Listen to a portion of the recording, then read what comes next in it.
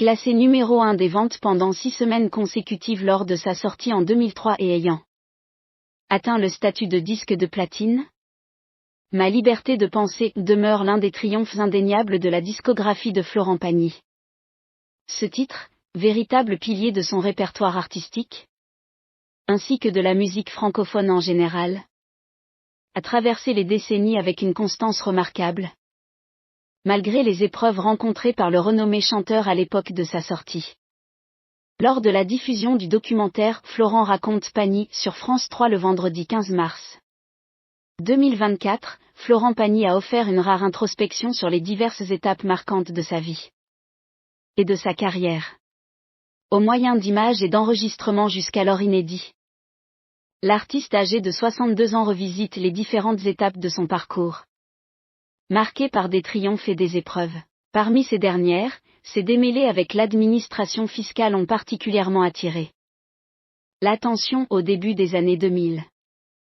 Nous nous sommes engagés dans un bras de fer fiscal qui a perduré 4 années. Les autorités fiscales ont persisté à soupçonner une quelconque irrégularité et ont entamé une procédure de redressement, explique le chanteur lors de cet entretien diffusé dans le reportage. Toutefois, comme l'exprime Florent Pagny dans le documentaire diffusé sur France 3, ce titre n'a pas été bien accueilli par les hautes instances de l'État. Dès que la chanson est sortie, c'était le tollé. Je les ai agacés. J'étais devenu une cible. À tel point qu'il a même été réprimandé directement par téléphone. J'ai même reçu un appel du ministère me dit « Monsieur Pagny, ce n'est pas acceptable. Retirez cela immédiatement des ondes. » Mais sérieusement ? Je leur ai répondu, vous êtes en train de m'écraser ? Mais ce sera le public qui décidera. Si cela échoue, vous aurez votre victoire. En revanche, si cela fonctionne, cela pourrait devenir plus compliqué. Se remémore Florent Pagny. Il est indéniable que « Ma liberté de penser » a connu un succès phénoménal. C'est ma chanson la plus marquante, celle qui a rencontré le plus de succès. Se félicite aujourd'hui le chanteur. Toutefois, cette victoire s'est avérée être à double tranchant et a engendré des répercussions préjudiciables pour Florent Pagny.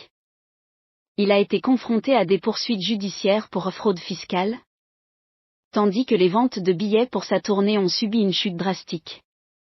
Dans l'opinion publique, j'ai été perçu comme un fraudeur fiscal, déplore-t-il.